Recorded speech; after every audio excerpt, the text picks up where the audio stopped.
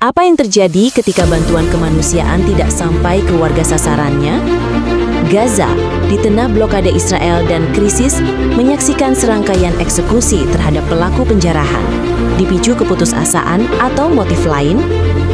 Di tengah blokade Israel, Gaza menghadapi krisis kelaparan. Masyarakat semakin putus asa. Muncul kerusuhan, penjarahan dapur umum, dan gudang makanan.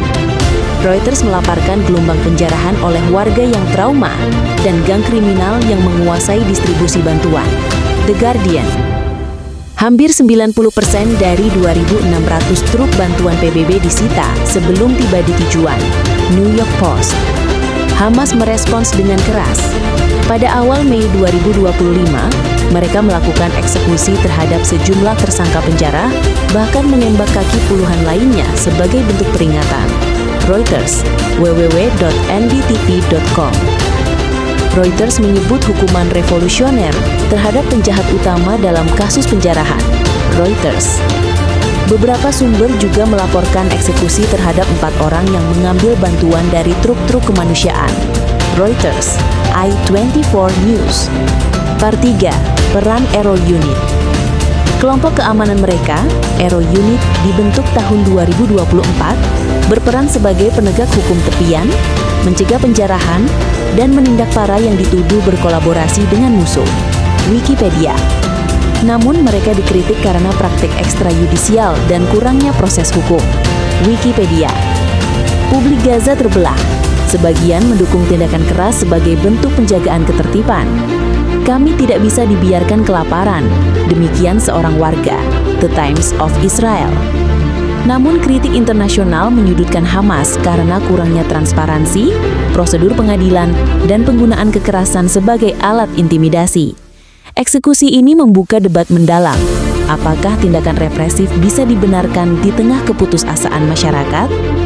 Apakah itu mencerminkan penegakan hukum atau simbol kegagalan pemerintah dalam melindungi warga sipil? Sementara itu, di panggung internasional, Israel menghadapi tekanan diplomatik yang semakin berat.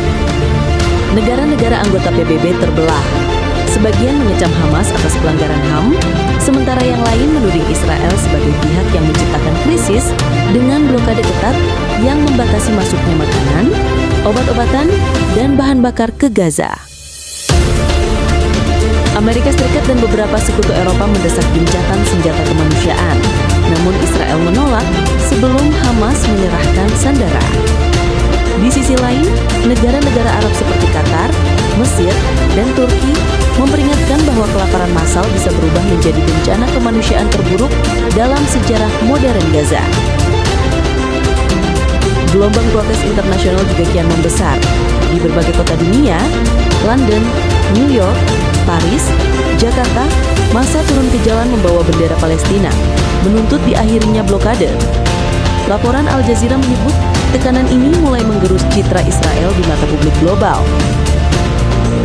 Bahkan beberapa negara mempertimbangkan sanksi dagang, pembekuan bantuan militer, hingga pemutusan hubungan diplomatik jika operasi militer di Gaza tak dihentikan. Kisah ini masih jauh dari akhir. Gaza, tanah yang dipenuhi luka, kini menjadi panggung antara kelaparan, kekerasan, dan perebutan kendali. Pertanyaannya, di tengah blokade dan eksekusi, siapakah yang benar-benar memikirkan rakyat sipil? Dan sampai kapan dunia akan menjadi penonton? Sementara nyawa terus terhapus di balik asap dan debu,